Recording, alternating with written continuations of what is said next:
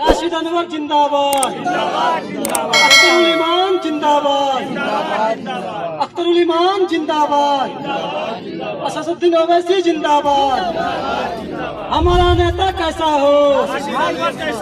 जमीन अपना नुमाइंदा दे। अगर खुदा न खास्ता यहाँ से नहीं हो पाया नुमाइंदा, तो आप जाकर अपने इलाकों में दूसरी विधानसभा में जहाँ से एमआईएम का नुमाइंदा काम करेगा, जहाँ से एमआईएम का नुमाइंदा खड़ा होगा, उनको जाकर अपने जान से अपने माल से उनको मदद करिएगा। उनके लिए वहाँ पर अपने रिश्तेदारों से बोलकर उनके लिए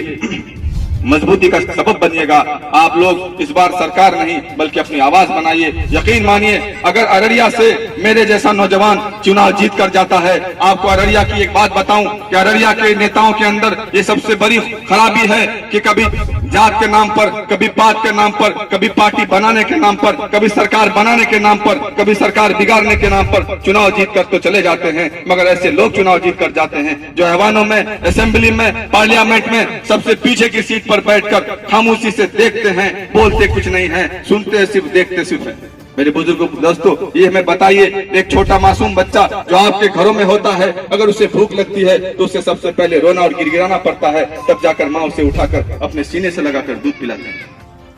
जब एक बच्चा